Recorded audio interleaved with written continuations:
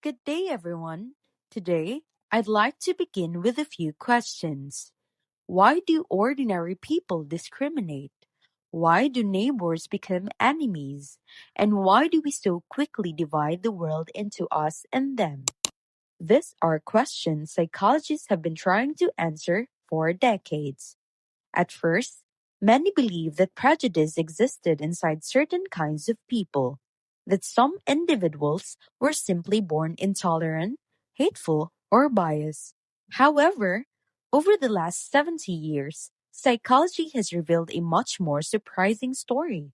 It turns out that prejudice is often not simply a property of the individual. Instead, it is also a product of the context people live in.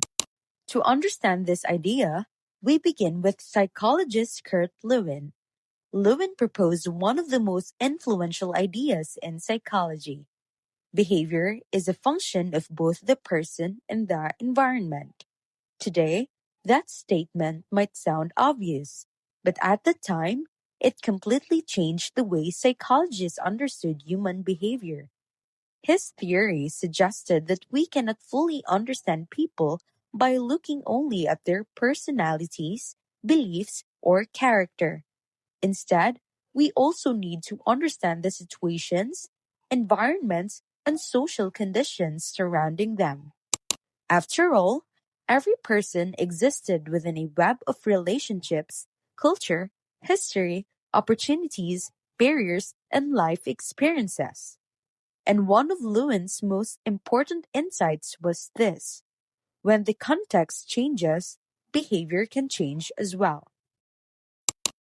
Building on this idea, psychologist Henri Tajfel asked another important question: how easily do human beings create us and them? His famous experiments produce an uncomfortable answer.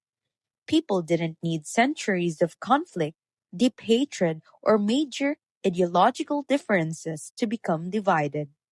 Simply placing people into separate groups was often enough for them to begin favoring their own group over another. In other words, prejudice was not only something hidden inside prejudiced individuals. Sometimes the context itself creates division. Next, psychologists Lee Ross and Richard Nisbett identified another common tendency known as the fundamental attribution error. This refers to the way we explain people's behavior differently, depending on whether it is someone else or ourselves. For example,